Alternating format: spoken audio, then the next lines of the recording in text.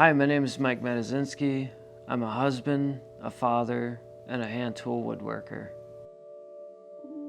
I started talking to Pastor Sam at the men's retreat, and we were discussing our background, and his was construction and mine was furniture making. And I discussed how I sort of got into woodworking. When my wife and I got back from Iraq, we both served in the Army.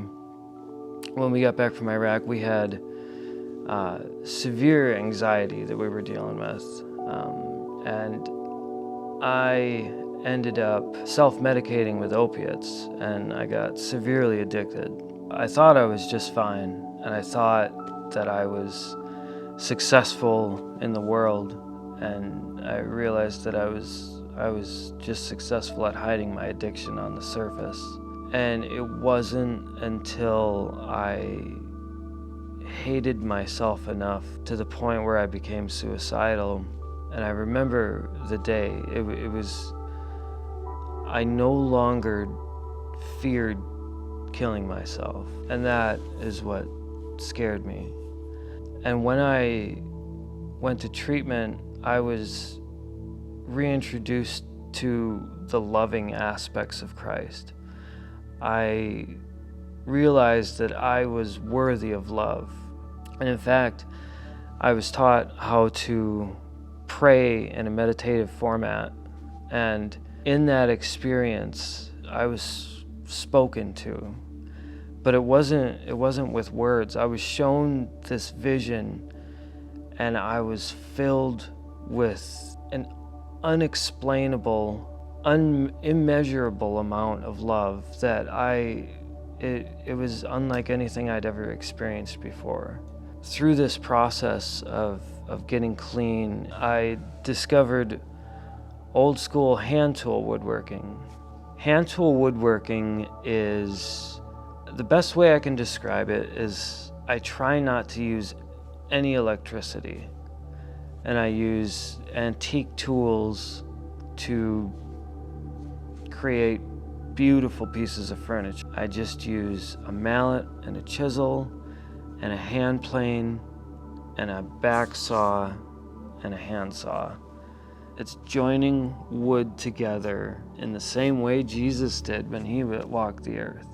I have to read the grain, and I have to get to know this piece of wood at a far deeper level than if I was using a machine, because a machine tends to force the wood to its will. Whereas with hand tools, I have to work with the wood, where the wood actually gets a say in what it's going to end up being. The beauty's in the wood, and I'm just bringing that to the surface. So I feel that through hand tool woodworking, God gets a say in what the piece is going to be.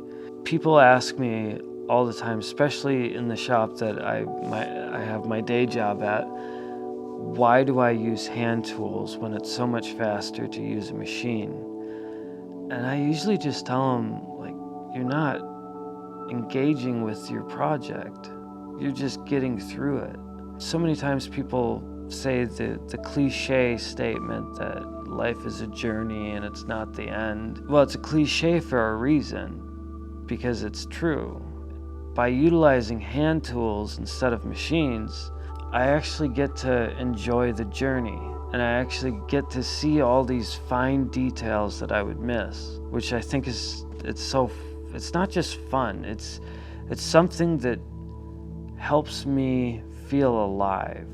I find that there's not as much fun in rushing through it. At the shop, people tend to use machines because they can get it done faster. And if you can get things done faster, there's more profit. But using hand tools, the goal isn't profit. The goal is to make the absolute best piece that I can. It's not about getting paid. It's just about making something that didn't exist before. Because we're co-creators with Christ. We're not just here to fall in line with whatever the new thing is. Sometimes the old way is the best way. I wanted to make a preaching table for Artisan first because it's an amazing project. I wanted to make it because I wanted to give something of myself, not just money. I wanted to give something that I poured my entire self into. I didn't lose a part of myself in giving it. I gave a part of myself. In giving a part of myself away, I gained more of myself back. I always like to hide biblical verses in every piece that I make. And in this particular piece, I did put Psalms 46:10. For me, it's one of the most impactful verses because it reminds me to consistently do the same thing over and over, which is to be still and know that I am God. And that verse is stamped in to the underside of the shelf. So you don't see it, but it's in there. Just like you don't see God physically, but God's in everything.